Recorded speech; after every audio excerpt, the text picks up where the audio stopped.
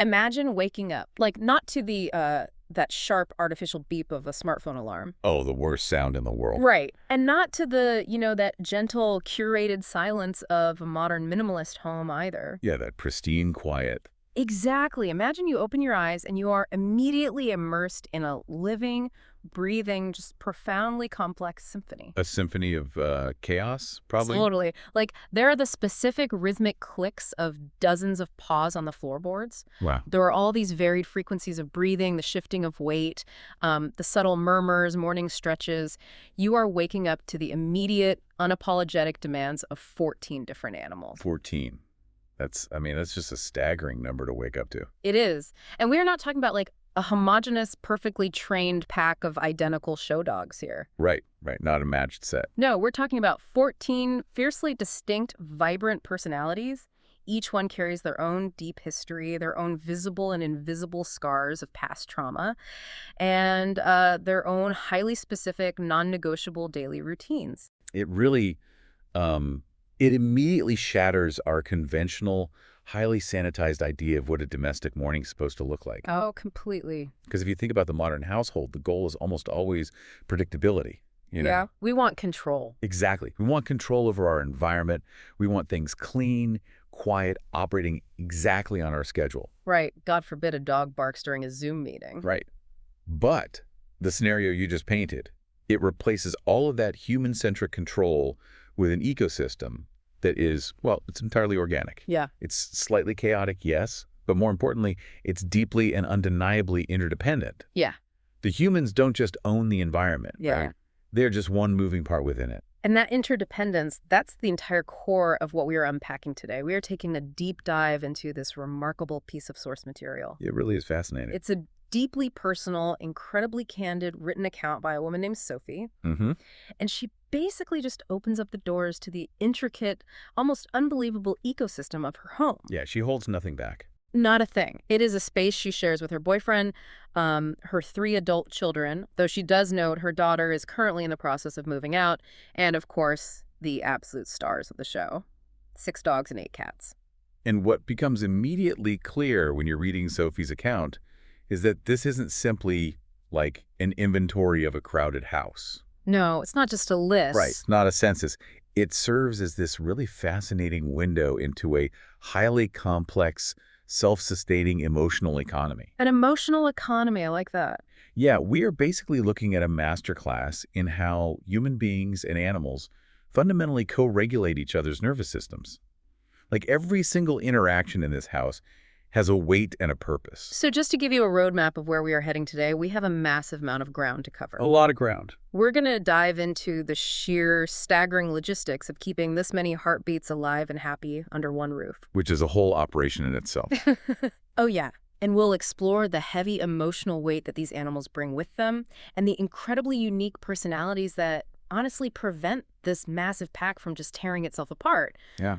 But crucially, and this is the lens we are going to use to examine everything today, we are going to tackle a central debate that Sophie herself forces right to the forefront of her writing. She doesn't shy away from it at all. Not at all. She is acutely aware of the intense societal judgment that surrounds multi-pet households, and we need to face that head on. The tension surrounding that debate is, it's palpable from the very first paragraphs of her account. You can feel it. Yeah. She writes with the defensive posture of someone who knows she's constantly being evaluated by the outside gaze. Right. Because society generally operates on a very strict, traditional, and highly resource-heavy definition of what actually constitutes a good home for an animal. Yeah, it's very rigid. Extremely. That standard involves pristine living conditions, premium individualized medical care, and, let's be honest, an abundance of disposable financial resources. Right. And if you don't have those things, the societal consensus often leans toward the idea that you just have no business taking an animal in. Exactly. But Sophie pushes back against that narrative with incredible force. She really does. Her core argument, like her main thesis, is that intense emotional dedication, physical freedom, and an absolute abundance of love are fundamentally superior to the alternative. And we have to be honest about what that alternative actually is for the vast majority of these specific animals. Living out their days perfectly medically isolated, but psychologically deteriorating inside a sterile shelter cage. Right. Or worse. Exactly. So we are going to look at both sides of that fiercely debated coin today. But before we introduce you to this massive cast of 14 animals, we kind of have to understand the human architecture that holds this whole thing up. Right, the foundation. Yeah, like if you are building a skyscraper, you need to understand the structural foundation first, or the whole thing just collapses into rubble. And the human foundation is literally the only reason this ecosystem doesn't collapse. To understand that foundation, we really have to look at the psychological catalyst that brought this pack together in the first place. Right, because this didn't just happen overnight. No, not at all. Sophie provides some very poignant context about her own life. She went through a deeply difficult divorce. Mm-hmm. And simultaneously, she experienced the profound shift of her children growing up and beginning to transition out of the home. That's a lot hitting at once. It is. These are two massive, identity-altering life events happening at the exact same time. She explicitly writes that she was bracing herself for an empty, echoing house.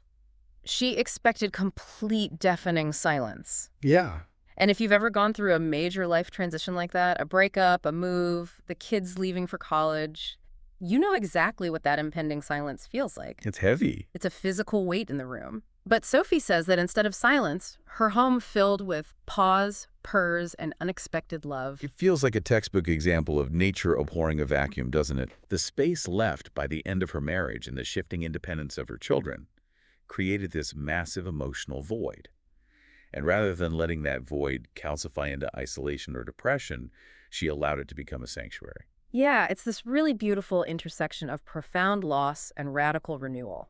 From a psychological perspective, caretaking is actually a really powerful mechanism for processing grief. Oh, really? Oh, absolutely. Huh. When your primary identity, perhaps as a full-time, hands-on mother or spouse, is suddenly stripped away or fundamentally altered, the human brain scrambles for a new stabilizing purpose. Okay, that makes a lot of sense. So the house transformed from a place of potential loneliness into a bustling, vibrant environment that required her immediate daily engagement. She had to show up. Exactly, she had to show up. And she makes a critical distinction in her writing, too. She explicitly states that she does not have these animals just to accumulate them. This isn't the pathology of animal hoarding, which is typically driven by an obsessive-compulsive need to acquire, often entirely disconnected from the reality of the animal's deteriorating conditions. Right. She's highly conscious of their individual needs. She says they arrived exactly when she needed them most, and they became the vital heart of the house. Yeah. She literally calls them her reason to wake up every morning, her reason to keep fighting for the physical space of her home, and her absolute reason not to give up on life. Which is incredibly powerful. It is, but here's where to throw a little bit of a wrench into things. Okay, let's hear it. Because as I was reading this, I found myself getting a little tripped up by the dynamic she describes. Sophie frames herself as the emotional center, right? Right. The animals are her lifeline. But then she introduces her boyfriend. Ah, yes. And she refers to him as the silent pillar of the home. She details his infinite patience and casually mentions that he is the one managing the endless, grueling daily chores required to keep a pack of 14 animals fed, clean, and happy. So, I mean, how are we reconciling this division of labor?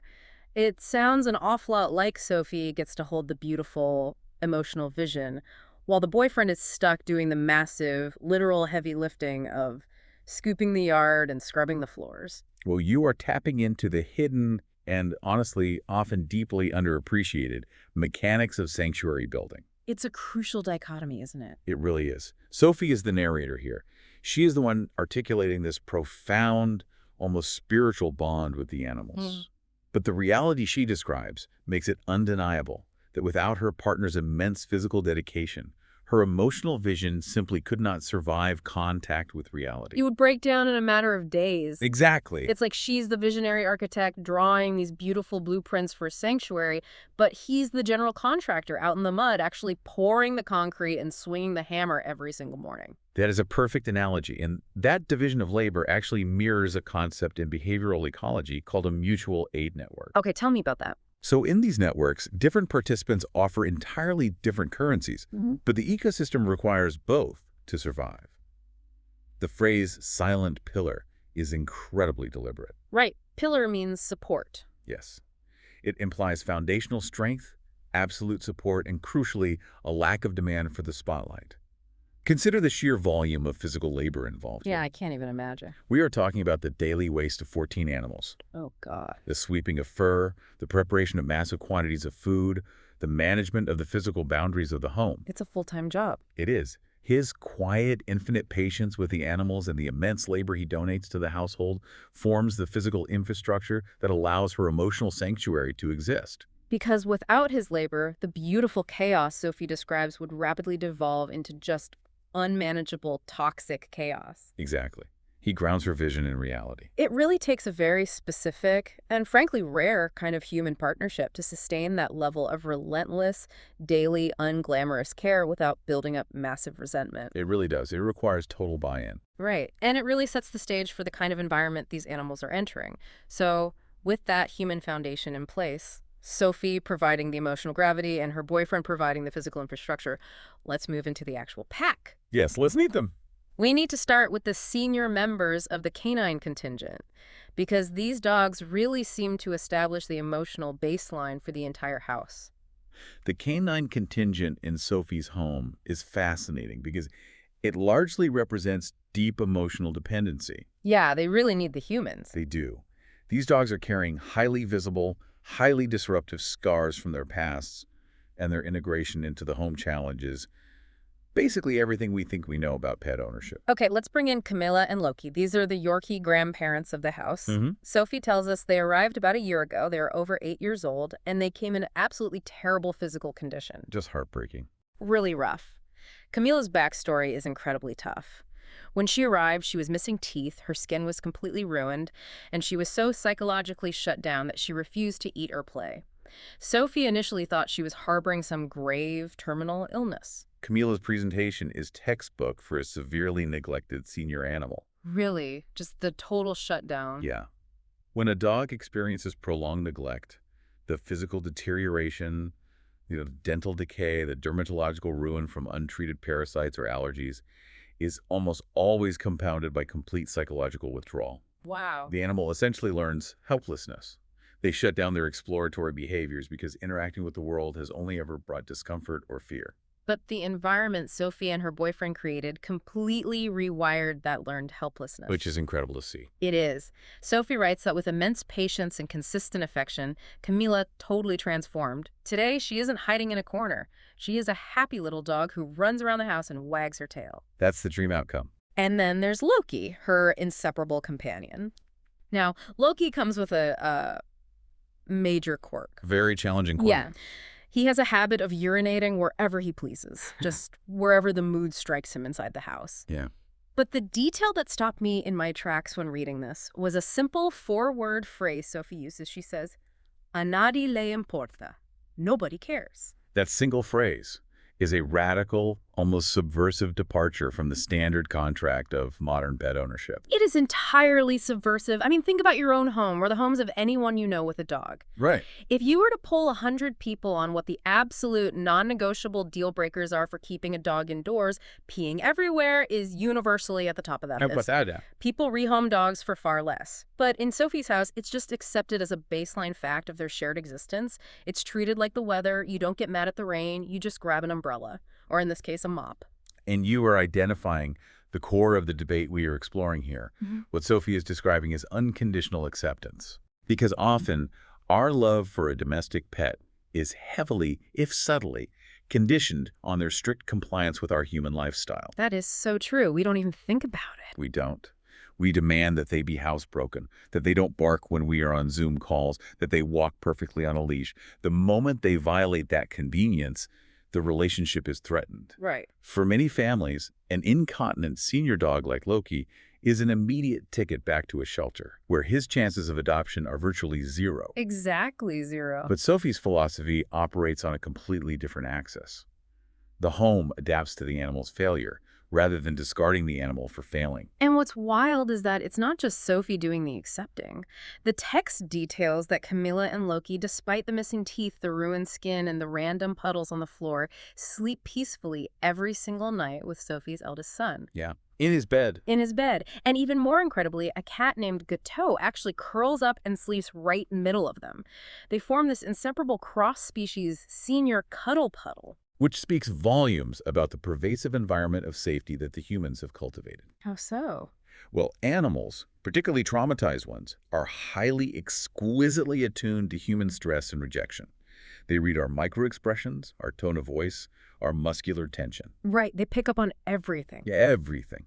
The fact that the eldest son willingly shares his bed with them, and that a prey-driven species like a cat voluntarily joins a pile of predatory animals, indicates that the humans in this house do not exude frustration, anger, or disgust toward Loki's accidents. Wow. The humans have absorbed the inconvenience without projecting resentment onto the dogs. That is incredibly difficult to achieve, and it turns the home into a genuinely therapeutic environment. That idea of a therapeutic environment brings us perfectly to the next dog, who arguably needs that specific kind of therapy more than anyone else in the pack. Yes, Blue. Let's talk about Blue. Blue is a Chihuahua. She's about a year old, and Sophie rescued her straight off the street. And Blue is living with severe, debilitating anxiety. The way Sophie describes Blue's anxiety is deeply visceral. It really is. It's not just a dog acting slightly nervous. It is a full-system physiological meltdown. It's intense. Sophie explains that when the family leaves the house and then returns, Blue's reaction is just overwhelming. She shakes uncontrollably, she cries out, and she literally urinates from pure, unadulterated emotional overload. Yeah. Sophie frames this gently. She says it's Blue's way of showing how much she missed them. But if we look at the physical reality, that is a massive physiological response. That dog is having a panic attack every time the front door opens. It is a profound manifestation of separation anxiety rooted in severe trauma. What's going on in her brain when that happens? Well, when we look at the neurobiology of street dogs, their autonomic nervous systems are often permanently altered by the constant threat of abandonment, starvation, or violence. Okay. When Blue is separated from her chosen humans, her brain perceives it not as a temporary absence, but as a life-threatening abandonment. Her cortisol levels spike, her sympathetic nervous system shifts into overdrive, and the sheer flood of adrenaline causes the tremors and the loss of bladder control. Jeez. She is entirely dysregulated. Now, here's a critical piece of the story that forces us to look at the ethics of rescue. Sophie admits that they recognized how difficult Blue's condition was, and they actually tried to adopt her out. Right, they tried to find another placement. They tried to find her a different home. You can imagine they thought maybe she needs a quieter house, maybe a home with no other pets, but they couldn't do it. Sophie writes that Blue simply does not adapt to anyone else. That is a pivotal, highly revealing moment in Blue's narrative. Yeah. It shows that Sophie and her family are not blindly hoarding. They actively engaged in the responsible step of trying to find a more specialized placement for a high-needs dog. But Blue wasn't having it. Exactly. The dog herself essentially vetoed the transfer. In canine behavioral terms, Blue had imprinted on Sophie's family. They had become her sole source of perceived safety in a terrifying world. Moving her would have been devastating. It wouldn't have solved her anxiety. It likely would have shattered her completely. So if you can't rehome her and you can't cure her anxiety, how on earth do you manage it? Oh, the solution they found is fascinating. Right. Sophie tells us that Blue now acts as the dedicated companion to one of her other sons. They sleep together every single night. And the exact phrasing Sophie uses is beautiful. She says that together they calm down.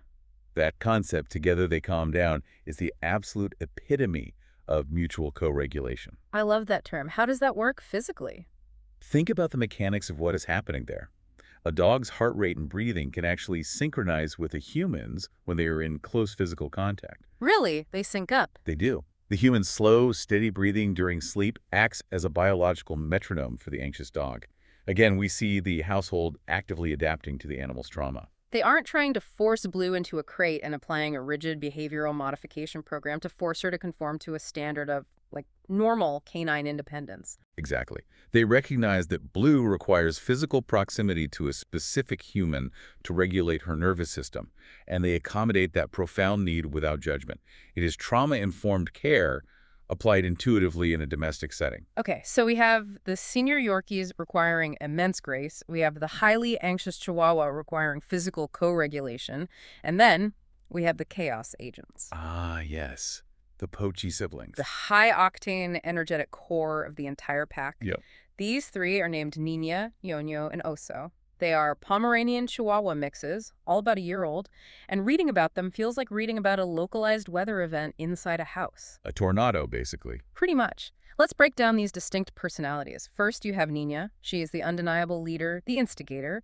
Where Nina goes, the games begin, and the brothers blindly follow. She sets the pace. And then you have Ñoño. Sophie describes him as unpredictable, but mostly he just loves the sound of his own voice. He barks at absolutely everything. Every house has one. Right. But he has a specific trigger. He barks relentlessly when the boyfriend comes home from the store because he has memorized the exact sound of the boyfriend's car engine. Nueno is exhibiting the classic traits of an alert barker. An alert barker. Yeah, in a large pack, animals often divide labor. Ñoño has appointed himself the auditory sentinel. He is hyper-attuned to the acoustic environment and views it as his job to announce any shift in the perimeter. Right, he's the alarm system. Exactly. And then rounding out the trio, you have Oso. Oso is fascinating because he is a bundle of contradictions. On one hand, he is an incredible athlete. So Sophie mentions he's quite the jumper. Oh, Sophie says he can high jump with a level of agility that makes him look like he belongs in a professional dog agility course. But emotionally, he is incredibly fragile. Yeah, the sensitivity there is really interesting. Sophie recounts a time she gently scolded him, and he immediately went straight to his bed with an expression that she says broke her soul. He is deeply, profoundly sensitive to human tone. Which is such a sharp contrast to his physical toughness. It really is. So I have to stop and ask a practical question here. Okay. Picture this living room.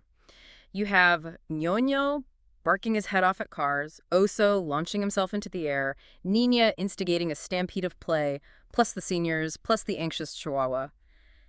How does this house not simply explode? Right. Like, how does this not devolve into a state of total, unlivable chaos? It's the most logical question to ask. I mean, if you map out the energy levels on paper, it looks like a recipe for a psychological breakdown for the human. Yeah, it sounds like a nightmare. But Sophie provides a crucial piece of ethological evidence that explains exactly why the system holds together. What's that? She explicitly notes that at night, Ñoño, the loudest, most unpredictable of the bunch, becomes completely quiet. He just powers down, like flipping a switch. Essentially, yes. Yeah. And what that tells us from a behavioral standpoint is that despite the sheer overwhelming numbers, a very natural, robust circadian rhythm has been established within this pack. Animals, especially dogs, thrive on routine and clear hierarchy. Nina acts as the focal point, the micro-leader for the siblings, giving their chaotic energy a direction. The boyfriend arriving in his car isn't just a random noise. It is a highly structured, predictable event that triggers a patterned response from Ñoño. So it's not random. Not at all. And most importantly, when night falls, the biological clocks of the pack synchronize and they settle. What looks like random chaos to an outsider is actually highly structured, heavily patterned social behavior. That makes perfect sense. It's an ecosystem. The noise isn't random. It's communication within a very complex social web. Precisely. Oh, and before we move on, we should briefly mention Sally. She's an 11-year-old dog who was originally a gift from the daughter's first boyfriend. Right, Sally. Sally operates a bit on the periphery of this main canine unit right now because the daughter is moving out, and Sophie notes that Sally is going with her. Which is an important detail to include. Why is that? Well, it demonstrates that while the entire pack is deeply integrated under Sophie's roof, the primary, original bonds of ownership and loyalty are still respected. The dog bonded to the daughter goes with the daughter. It shows a level of emotional maturity in how the family handles these relationships. Exactly. Okay, so that is the canine side of the house. And as we've discussed, the dogs really represent this intense emotional dependency. Yes, very tethered to the humans. They represent the healing of severe trauma, the desperate need to be physically attached to the humans at night, the loud demands for attention. But now we are going to cross a very different kind of behavioral boundary. Yes, we are transitioning from canine dependency to feline sovereignty. Feline sovereignty. I love that phrase. Because if the 6 dogs are the heavy emotional anchors of the house, the 8 cats are entirely independent variables. Completely different operating system. They absolutely test the physical and psychological boundaries of this household. Reading Sophie's descriptions of the cats, it honestly felt less like she was describing pets and more like she was describing a group of eccentric, slightly arrogant roommates who absolutely refuse to pay rent but make the house undeniably fascinating to live in. That's a great way to put it. The contrast is stark, and it's rooted in evolution, actually. How so? Well, Unlike dogs who are domesticated to work cooperatively alongside humans and rely on us for social structure, cats essentially domesticated themselves by realizing human settlements were great places to hunt mice. They just kind of moved in. Yeah, they just decided to hang around. Mm. So the felines in Sophie's letter are not seeking co-regulation in the way Blue the Chihuahua is. They're constantly asserting their autonomy. Let's start with the matriarch of the backyard, Kiwi, and her offspring, Gato. Kiwi has quite the story. Kiwi's backstory is incredibly grim. She lives outside, and Sophie details that she survived a horrific, highly complicated pregnancy. The physical toll was immense. Kiwi actually had a gaping hole in her chest, and she nearly lost her entire litter. Out of all of them, only one single kitten survived.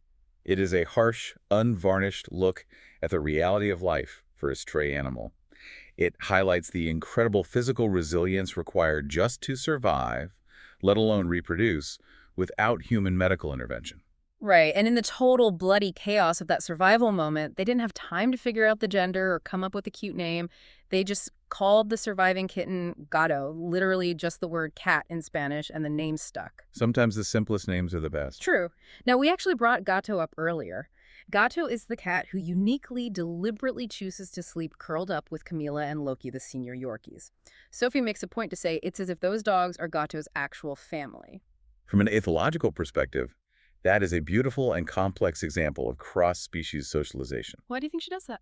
Think about what Gatto experienced early on, the trauma of the birth, a mother who likely struggled to provide given her massive physical injuries. Gatto survived that trauma and sought out security. Oh. But she didn't find it with her mother, who remains an independent outdoor backyard cat. Gatto found her warmth, her heartbeat, and her security with the quiet, low-energy senior dogs indoors. Wow. It completely subverts the dogs chase cats stereotype and highlights how fluid and adaptable the concept of family is within an enriched environment. And speaking of adapting to the environment, let's talk about Coco.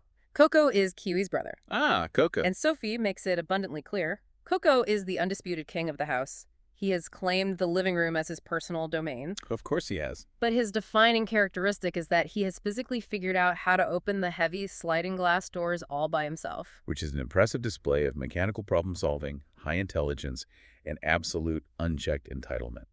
Utter entitlement. Sophie says Coco opens those doors whenever he feels like it. It could be high noon, it could be midnight. He has zero regard for whether the humans are sleeping or whether it's cold outside. None at all. He enters and exits the house like royalty, commanding the guards to lower the drawbridge. I love that. But here is the most fascinating, almost literary detail Sophie shares about Coco. She notes that when he was younger, his fur was almost completely white, but over time, his coat has progressively turned black. And she doesn't just state this as a random physical fact. She offers this incredibly poetic interpretation. She says it's as if life were dyeing him with his own strong character. It is a striking, beautiful metaphor. Isn't it? Now, if we look at the biology, we know that some cat breeds, like Siamese or Himalayan mixes, possess a genetic mutation where their tyrosinase enzyme, which controls pigment, is temperature sensitive, meaning their fur color can actually change based on body heat or age. Oh, really? I didn't know that. Yeah, it's a real biological phenomenon. But from a narrative and emotional standpoint, Sophie's interpretation is far more profound. She looks at Coco and sees his physical transformation as a direct manifestation of his dominant, forceful personality. He isn't a blank, innocent white canvas anymore. He has lived, he has conquered the sliding doors, and he has become dark, complex, and unyielding. He has physically become his true self. Exactly. I just love that perspective. Yeah. She looks at her animals like they're characters in a novel. Next up in this feline cast, we have what the text frames as the odd couple, Lily and Hermes. The mother and son. These are technically the daughter's cats, but because of the logistics of her moving out, they stayed behind in the living room. And a mother and son could not possibly possess more divergent psychological profiles. It's night and day. Let's look at Lily, the mother. Sophie describes her as deeply mistrustful, highly reserved, and guarded.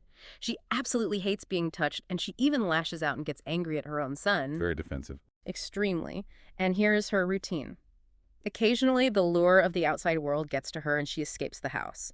But the second she is actually outside, she's paralyzed by panic. She Oh. immediately turns around and knocks on the door in absolute fear, begging to be let back inside the safety of the walls. Lily is exhibiting the classic push-pull behavior of a deeply insecurely attached animal. What causes that? If you study feline behavioral development, cats that miss crucial socialization windows or experience early trauma often develop this exact profile. She desires the theoretical freedom of the outside world, driven by deep instinct, but she completely lacks the internal confidence and emotional regulation to navigate it. She wants it until she has it. Right. She tests the boundaries of her safety, only to become terrified by her own vulnerability. She rushes back the moment she realizes how much she relies on the invisible shield that Sophie's house provides. Meanwhile, her son Hermes is playing an entirely different game with reality. Hermes is the adventurer. The confident one. He has claimed a little house right by the front door as his base camp. And Sophie says he literally plays psychological mind games with her. Typical cat. Totally. He will slowly walk right up to the boundary line of the street, making her heart drop, making her think he's about to bolt and run away into traffic. And right when she starts to panic, he just stops, turns around, and casually strolls back to his little house. Wow. Sophie feels like he's looking right at her, essentially saying, "Relax, I was just messing with you." What's fascinating here is the intersection of our human tendency to anthropomorphize, to assign human motives to animals, and the actual reality of feline play behavior. Is he really mocking her? Well, Hermes is demonstrating incredible environmental confidence. He feels so utterly secure in his territory that he can afford to mock the boundaries. He isn't running from fear like his mother. He is testing the humans, manipulating their reactions for his own enrichment. That's hilarious. It proves that despite the massive number of animals in the house, the environment is low stress enough for this specific cat to engage in high-level play and exploration. It really paints a picture of a dynamic, interactive space. And finally, rounding out the feline contingent, we have the trio known as the bottle-fed babies, Presidente, Porky, and Mimoso.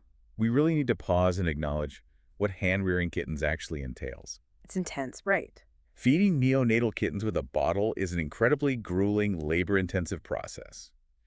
It requires the humans to wake up every 2 to 3 hours, round the clock, to stimulate the kittens and feed them precise amounts of formula. Round the clock. It is exhausting, and it usually creates a profound, almost unnatural psychological bond between the human surrogate and the cat. The human becomes the literal mother. You would absolutely think so, right? You'd think after all those 3 a.m. feedings, these 3 cats would be practically glued to Sophie's ankles. You would expect total dependency. But Sophie reveals that despite being hand-raised from infancy, they have developed massive, impenetrable independence. Mimoso, for example, is described as handsome and highly confident. He comes and goes exactly as he pleases, sometimes deigning to sleep with the dogs, sometimes curling up with Blue. Doing his own thing. But the behavior of Presidente and Porky is what really shocked me. They spend a huge portion of their time over at the neighbor's house. Oh, the ultimate betrayal. Sophie casually mentions that the neighbor sometimes gives them extra food. This specific detail is a critical moment for analyzing Sophie's entire ethical framework. Think about the human ego for a second. Oh, my ego would be so bruised. How does Sophie react to the fact that the fragile lives she painstakingly saved, the kitten she lost sleep over, are now casually dining at the neighbor's house? That's the amazing part. She isn't offended in the slightest. Most people would be deeply insulted. They would say, "I stayed up all night keeping you alive, and now you're betraying me for the neighbor's kibble." They would try to lock the cats inside. Yes, but Sophie just calmly states, here, every animal chooses their place. She notes that they don't depend on the neighbor's food. She feeds them perfectly well, but she freely allows them to go and experience it. It perfectly distills her core philosophy. Yeah. Ultimate freedom. She views her role as the provider of the foundation.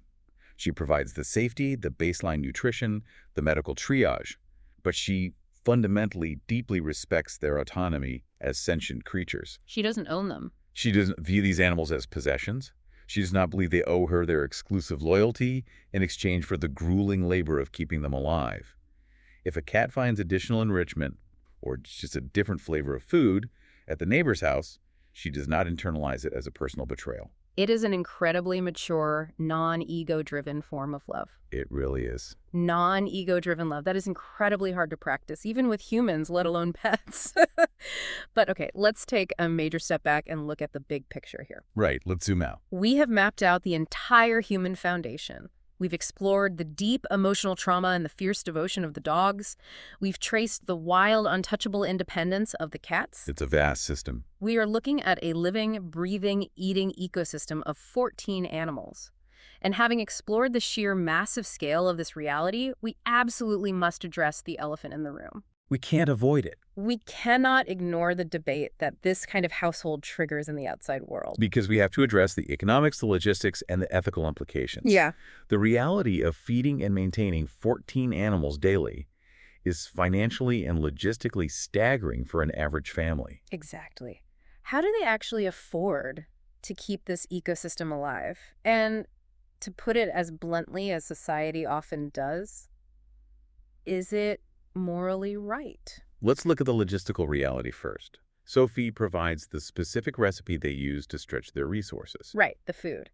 Sophie and her boyfriend physically cook massive communal meals for the animals. They boil giant pots of rice, bones, and vegetables, and then they mix that cooked whole food mixture in with commercial dry kibble. That's how they make the meals stretch far enough to fill 14 stomachs every single day. From a nutritional and economic standpoint, this is a very common, highly effective triage tactic used in multi-pet rescues and sanctuaries. Oh. When purchasing premium, nutritionally complete commercial dog food in massive bulk becomes entirely cost-prohibitive for a working-class family. Combining a baseline of kibble with calorically dense, inexpensive whole foods like rice and vegetables ensures that the basic caloric and macronutritional needs of the animals are met. It's practical. It is. But again, look at what this requires. It requires significant daily hot labor over a stove. It points right back to the vital infrastructure provided by the boyfriend, the silent pillar. That guy is working hard. He really is. But keeping them fed is just the baseline. The text shares a deeply poignant, almost heartbreaking anecdote about what happens when things go wrong medically. Yes, the flea incident. Sophie talks about a specific incident where the animals were attacked by a severe flea infestation. She went to a pet store, Petco, and she bought a single flea pill. One pill. Just one. And it cost her $100. And because she only had one pill, she physically broke it apart, dividing that single dose among all the animals so that every single one of them could get some tiny fraction of relief. Now, I have to step in here. If you are listening to this, you might be feeling your chest tighten, you might be getting angry, because we promised to look at both sides of the societal debate, and this is the flashpoint. It is the absolute crucible of the debate. Yeah. It forces us to confront the tension between intent and medical reality. If you look at the act of splitting one pill among 14 animals, critics would absolutely point to that and argue, this is exactly precisely why she should not have so many animals. They absolutely would. They would argue that the pharmacology is ruined. A 1/14th dose of a flea pill does not kill fleas, it just breeds resistant fleas. Medically speaking, that's accurate. They would argue that if you cannot afford 14 individual proper doses of medicine, you fundamentally cannot afford 14 animals. Where is the line? Where does running a loving, open-hearted, non-ego-driven sanctuary cross over into simply being dangerously, medically in over your head? It is arguably the most challenging, painful question in all of animal rescue, and it's a perfectly valid, scientifically sound critique. Yeah. The modern medical standard of care dictates precise, weight-based dosing. Splitting a pill 14 ways is not medicine. It is an act of sheer, desperate triage. Right. It is a psychological balm for the owner as much as it is a physical treatment for the pets. But to fully understand this deep dive, we must unpack Sophie's preemptive defense, because she is not naive. She anticipates this exact judgment from the reader. She knows people are judging her. She feels the weight of the outside gaze. She says it explicitly in the text. Yes, she writes, "Mucha gente podría juzgarme." Many people might judge me. They might say that there are too many of them, or that we clearly lack the resources to do this properly. She owns the deficit. She owns it completely. But her counterargument is vital to understanding the ethos of her home. She says, it hurts not to be able to give them more, but we give them everything we have. We give them everything we have. It's such a heavy, devastating line. It is a profound ideological collision. The critic, operating from a place of structural ideal, looks at the split flea pill and sees a failure of resources. They see a failure of responsibility. Right. Sang-Fai, operating from the messy reality of the trenches, looks at the split pill and sees the absolute maximum expenditure of her love and her financial capability. She's implicitly arguing against the growing societal idea that animal companionship should be a pristine luxury, reserved exclusively for the wealthy who can afford $1,000 vet bills without blinking. Okay, let's take her defense to its ultimate conclusion then. Let's look at her central thesis. Because she isn't just defending her lack of money as an unfortunate circumstance, she is making a passionate moral argument about the fundamental nature of a good life. Yes, this is the core of the love versus cages argument that defines grassroots rescue. She states her thesis clearly.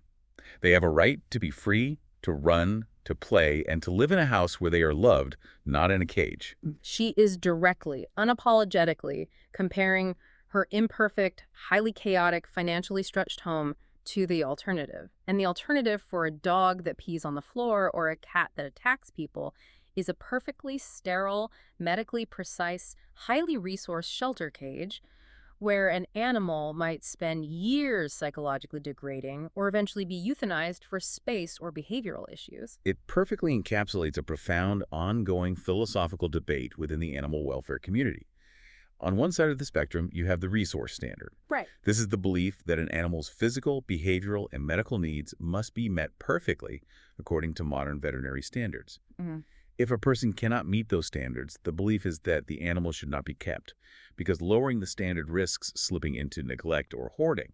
It is a boundary meant to protect animals from suffering. Right. It's the idea that love isn't enough to cure a massive infection. Exactly. But on the other side of the spectrum, you have Sophie's philosophy, which we can call the quality of life standard. Okay, tell me more about that. This is the belief that autonomy, physical freedom, a patch of dirt to run in, the ability to sleep in a warm bed with a human, and deep, consistent emotional bonds drastically outweigh the strict necessity for premium, individualized medical care. So the quality of the days, not just the number of them. Right. It argues that a shorter, medically imperfect life lived in freedom and love is vastly superior to a longer, medically perfect life lived in solitary confinement. She is basically looking at the critics and saying, yes, you are right. My dog might have a few fleas today because I can't afford the pill. And yes, my other dog pees on the floor because his nervous system is shot. And my cat ruins the sleep schedule. But my dog gets to sleep buried under the blankets with a teenage boy who adores him instead of shivering alone on a wet concrete floor behind a chain link fence. Precisely. And our role here is to maintain strict analytical neutrality on the broader policy of animal rescue.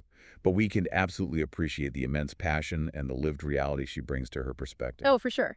She doesn't hide the flaws in her system to make her argument look better. She actively lists them out for the reader.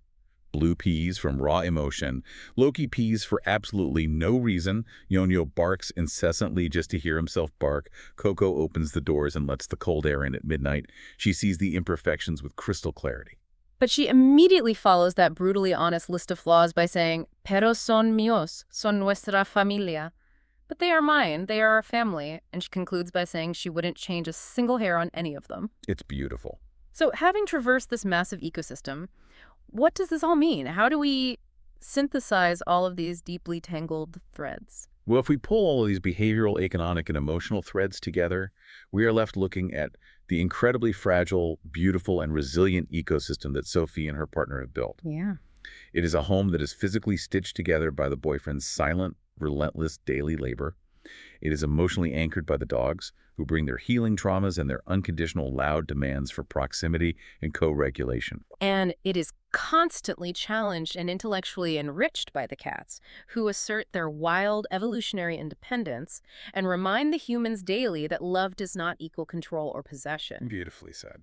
And overriding every piece of that chaos is Sophie's unwavering, fierce belief that the physical space of her home belongs to these animals just as much, if not more, than it belongs to her. Right. She writes this beautiful summarizing thought. She says, while there is a bark in the yard, a meow in the living room, or a purr in my bed, I know that everything is fine. After facing the silence of divorce and an empty nest, she found her ultimate reason to wake up in a house full of animals that a rigid, resource-obsessed society might have quickly deemed broken, or too much trouble, or just too chaotic to bother with. It is a radical, beautiful redefinition of what fundamentally makes a house a home. It really is. Yeah.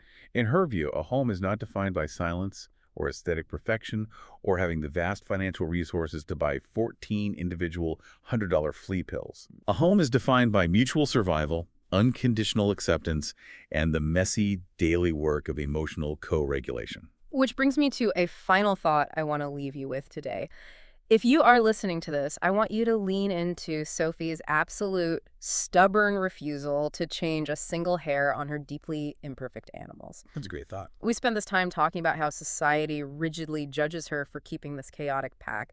But reading her story, it really makes you wonder. Look at the world we operate in every day. We live in a society that constantly, relentlessly demands a sanitized version of perfection from us. Oh, constantly. We are expected to be flawlessly productive at work. We are expected to be perfectly optimized and hyper-communicative in our relationships. And we are pressured to present a beautifully curated, frictionless life online. The crushing, exhausting pressure of the modern human experience. Exactly. So you have to ask yourself, are we so deeply magnetically drawn to rescuing these profoundly flawed animals, the ones missing half their teeth, the ones who panic and cry when we leave the room, the ones who brazenly break all the rules of a quiet house? Because in a world that is constantly demanding perfection, a house full of misfit animals is the one place, the only place, where we are finally truly allowed to be perfectly imperfect ourselves.